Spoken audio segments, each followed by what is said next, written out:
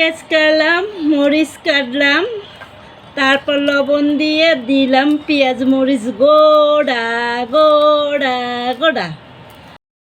পরে দিলাম ডিম ভাইঙ্গা, আবার দিলাম ভাইঙ্গা আন্ডা। এই আন্ডা আর ডিম দুইটা দিলাম গোড়া গোড়া। তার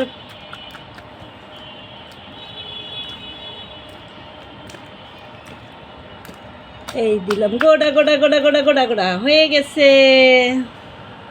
তারপর দিলাম চুলায় তাওয়া ফ্রাই বন, তারপর দিলাম তেল, দিলাম এখন সাইরা সেই ডিম ফাঁস করে উঠলো।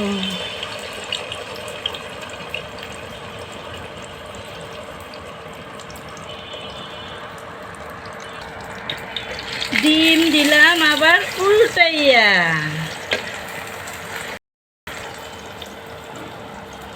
এরপর মোর ডিমটা হইয়া গেল ভাজা।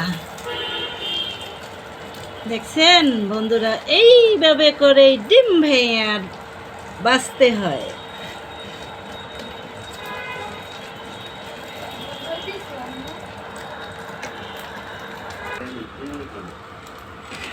দেখেন মোর ডিম তারপরে তেলে ফস ফস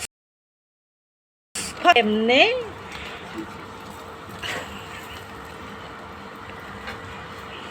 দেখছেন কত সুন্দর ডিমটা ভাজা হয়ে গেছে। আবার উল্টাইয়া দেই, পাল্টাইয়া দেই, তারপর ডিমটা আমার হয়ে যাবে। তারপরে মোর ডিম ভাজা হয়ে গেছে।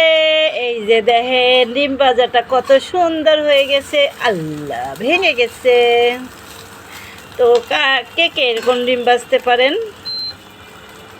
অবশ্যই কমেন্ট করে জানাবেন, শেয়ার করবেন, লাইক করবেন।